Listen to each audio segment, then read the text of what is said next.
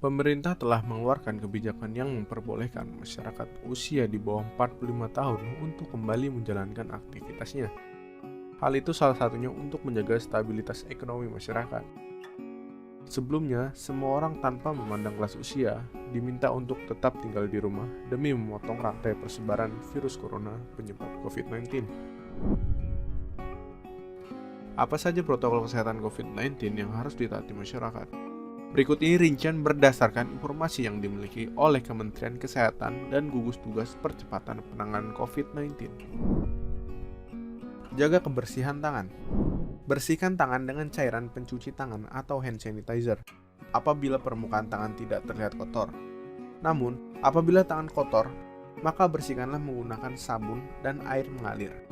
Cara mencuci pun harus sesuai dengan standar yang ada, yakni meliputi bagian dalam, punggung, sela-sela, dan ujung-ujung jari. Jangan menyentuh wajah. Dalam kondisi tangan yang belum bersih, sebisa mungkin hindari menyentuh area wajah, khususnya mata, hidung, dan mulut. Mengapa? Tangan kita bisa jadi terdapat virus yang didapatkan dari aktivitas yang kita lakukan. Jika tangan kotor ini digunakan untuk menyentuh wajah, khususnya di bagian yang sudah disebutkan sebelumnya, maka virus dapat dengan mudah masuk ke dalam tubuh.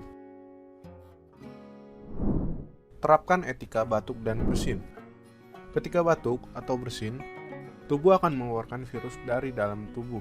Jika virus itu mengenai dan terpapar ke orang lain, maka orang lain bisa terinfeksi virus yang berasal dari tubuh kita, terlepas apakah kita memiliki virus corona atau tidak. Etika batuk dan bersin harus tetap diterapkan. Caranya, tutup mulut dan hidung menggunakan lengan atas bagian dalam. Bagian ini dinilai aman menutup mulut dan hidung dengan optimal. Selain itu, bagian lengan atas dalam ini tidak digunakan untuk beraktivitas menyentuh wajah, sehingga relatif aman. Selain dengan lengan, bisa juga menutup mulut dan hidung menggunakan kain tisu yang setelahnya harus langsung dibuang ke tempat sampah. Pakai masker. Bagi Anda yang memiliki gejala gangguan pernapasan, kenakanlah masker medis kemanapun saat Anda keluar rumah atau berinteraksi dengan orang lain. Masker medis hanya dapat digunakan satu kali. Maka dari itu, setelah digunakan, jangan lupa buang masker di tempat sampah yang tertutup dan cuci tangan setelah itu. Namun, bagi Anda yang tidak memiliki gejala apapun, cukup gunakan masker non-medis. Karena masker medis jumlahnya lebih terbatas dan diprioritaskan untuk mereka yang membutuhkan. Jaga jarak.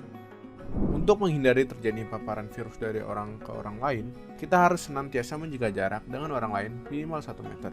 Terlebih jika orang tersebut menunjukkan gejala gangguan pernapasan.